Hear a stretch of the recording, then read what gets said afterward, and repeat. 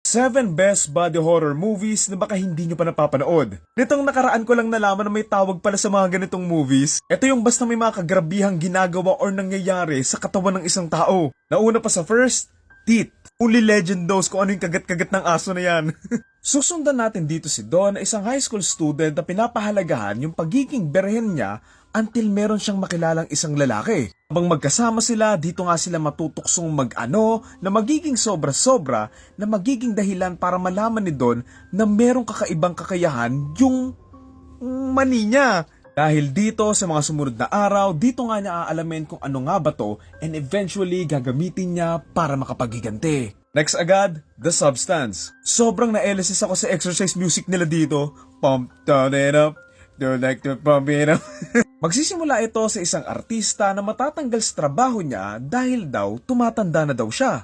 Dahil gusto nga niyang maibalik yung dating siya, dito nga siya magtitake ng isang gamot na kayang magpabalik sa dating siya. Noong una, okay naman to pero unti-unti niyang mararamdaman yung epekto ng sobrang pagmamahal sa kagandahang lalamon din sa kanya. Next, The Fly. Tungkol ito sa isang scientist na nakaimbento ng isang teleportation device. Kailangan niya lang gawin, papasok siya dito sa loob nito at dito nga siya lilitaw ulit.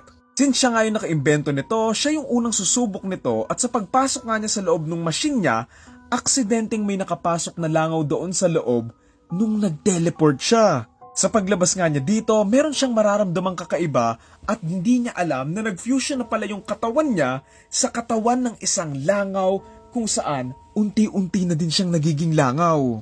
May langaw yung toes ko! Next, bagong-bago lang, Grafted. Sundan natin dito si Wei na bagong lipat lang sa ibang bansa para mag-aral. Dahil bago nga lang siya dito, may hirapan siyang maghanap ng kaibigan at ang isa sa iniisip ng dahilan ay dahil doon sa balat niya sa may muka. Bilang magaling nga siya sa pag-experiment, dito nga niya pag-eksperimentohan yung sariling muka niya para gumanda at sumikat siya sa mga taong nakapaligid sa kanya na isang malaking pagkakamali. Next, favorite ko rin to, The Skin I Live In. Noong unang beses ko tong napanood, talagang what the fuck ako nung na-realize ko kung ano yung nangyayari. Isang magaling na plastic surgeon ang gagamit sa kakayahan niya para makapaghigante doon sa ginawa sa anak niya. Pagkuha nga niya doon sa isang lalaki na may kasalanan sa kanya, dito nga niya babaguhin yung itsura at pagkatao nito para maparusahan sa ginawa nitong kababuyan. Next, The Thing. Ito yung OG na Among Us before Among Us. Ang grupo ng mga scientist sa Antarctica ang magugulat nang biglaang may umatake sa kanila. Sa pag-aalam nga nila kung ano nga ba yung halimaw na to, dito nila marirealize na hindi lang pala to isang simpleng hayop.